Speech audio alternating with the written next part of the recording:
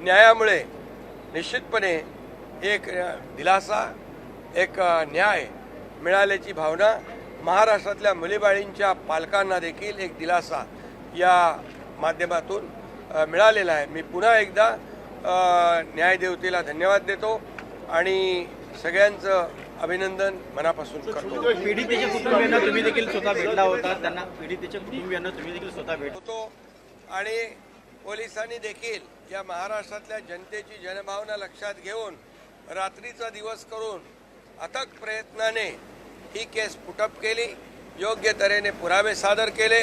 कुठेही गुन्हेगाराला सुटण्याची संधी मिळाली नाही अशा प्रकारचं वक्तव्य न्यायाधीशांनी देखील दिलं आणि आम्ही पूर्वीच सांगितलं होतं, अशा प्रकारच्या अमानुष आणि निर्गुण हत्याकांड करणाऱ्या, माणुसकीला काळीमा फासणाऱ्या आरोपीला जिवंत राहण्याचा अधिकार नाही आणि ते आज सिद्ध झालेलं आहे। आणि म्हणून मी न्यायाधीशांचं अभिनंदन करतो।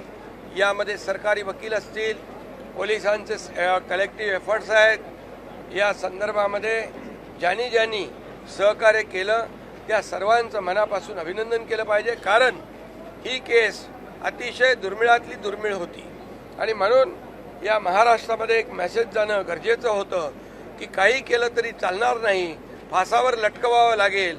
आणि म्हणून या नसरापूरच्या पीडितेच्या परिवाराला देखील या न्यायामुळे निश्चितपणे एक दिलासा, एक न्याय मिळाल्याची भावना महाराष्ट्रातल्या मुलीबाळींच्या पालकांना देखील एक दिलासा या माध्यमातून मिळालेला आहे। मी पुन्हा एकदा न्यायदेवतेला धन्यवाद देतो आणि सगळ्यांचं अभिनंदन मनापासून करतो। पीडितेच्या कुटुंबियांना तुम्ही देखील स्वतः भेटला होता, त्यांना पीडितेच्या कुटुंबियांना तुम्ही देखील स्वतः भेटला होता, संबंधित अधिकाऱ्यांना देखील तुम्ही पीडितेच्या कुटुंबियांना देखील मी भेटलो होतो।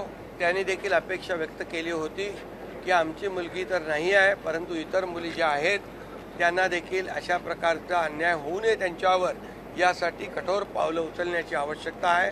आणि त्याच वेळेस पोलीस SP DG संबंधित जे काही टीम तयार केली होती गृह विभागाने मुख्यमंत्री महोदयांच्या मार्गदर्शनाखाली, त्याच्या सातत्याने आम्ही संपर्कामध्ये होतो आणि पोलिसांनी देखील अतिशय चांगलं काम केलं।